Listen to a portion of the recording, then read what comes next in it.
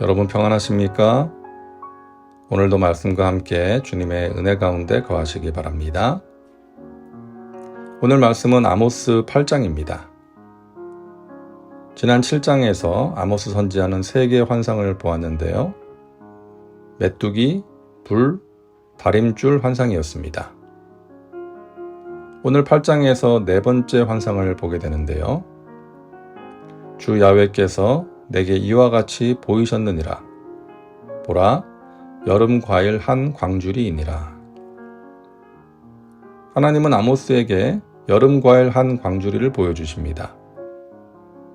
여름 과일은 잘 익은 과일을 의미합니다. 아마 무화과나 올리브가 담겨져 있지 않았을까 생각되는데요. 잘 익은 과일은 오래 두면 상할 수 있기 때문에 빨리 먹어야죠. 그러므로 하나님께서는 이 환상을 통해서 이스라엘의 종말이 다가왔다고 선포하십니다. 그가 말씀하시되 아모스야 내가 무엇을 보느냐? 내가 이르되 여름 과일 한 광주리니이다 하매 야훼께서 내게 이르시되 내 백성 이스라엘의 끝이 이르렀은즉 내가 다시는 그를 용서하지 아니하리니. 이스라엘의 끝이 이르렀다고 가까이 왔다고 말씀하십니다. 그 끝은 참혹할 것이라고도 말씀하십니다. 그날의 궁전의 노래가 애곡으로 변할 것이며 시체가 많아서 사람이 잠잠히 처처에 내어 버리리라. 이는 주 야훼의 말씀이니라. 머지않아 이스라엘은 큰 슬픔을 맞이하게 될 것입니다. 궁전의 노래가 애곡으로 변할 것입니다. 시체가 너무 많아서 제대로 장례도 치르지 못하고 처처에 버려지게 될 것입니다.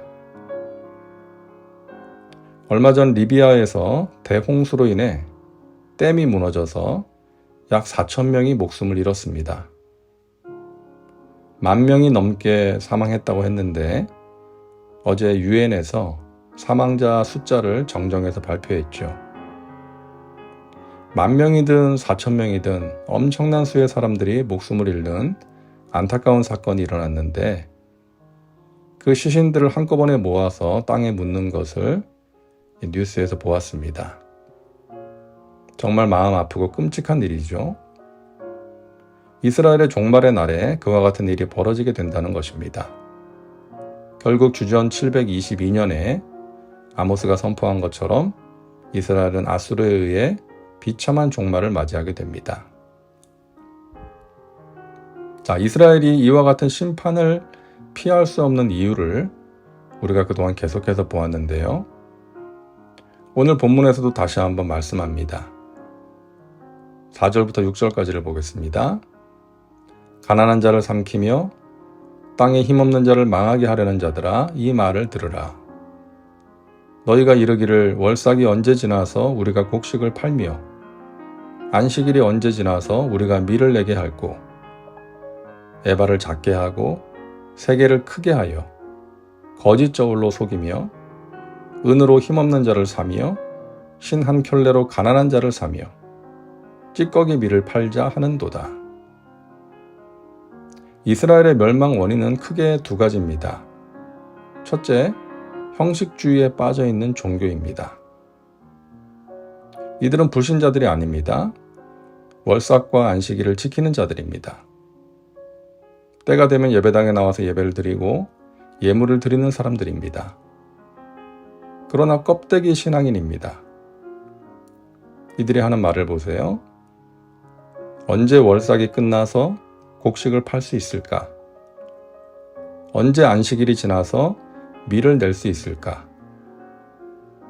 이들은 종교적인 절기를 지키면서 하나님을 생각하고 하나님의 말씀을 생각한 것이 아니라 곡식을 팔아서 이익을 챙기는 것만을 생각하고 있었습니다. 형식적인 종교 생활을 하고 있었던 것이죠. 둘째, 사회적인 불의입니다.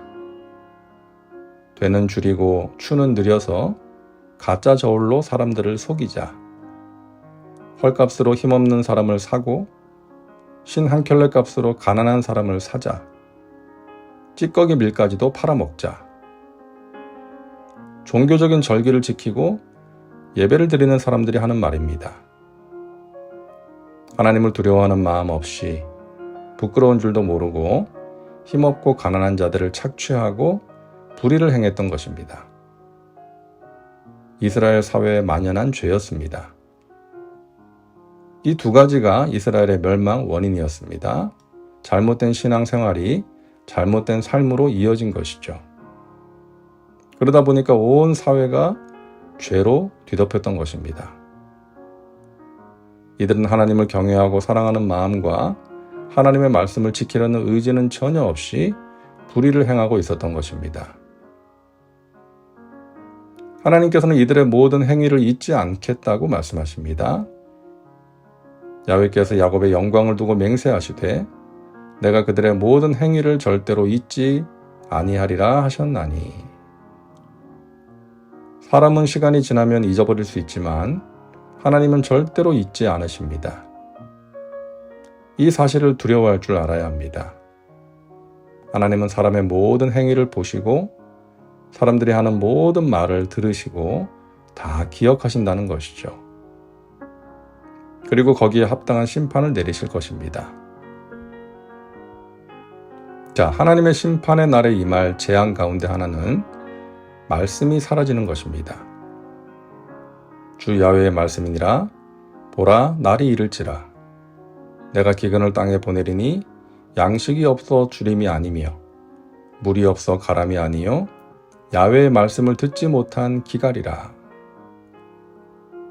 하나님께서 말씀하십니다. 내가 이 땅에 기근을 보내겠다.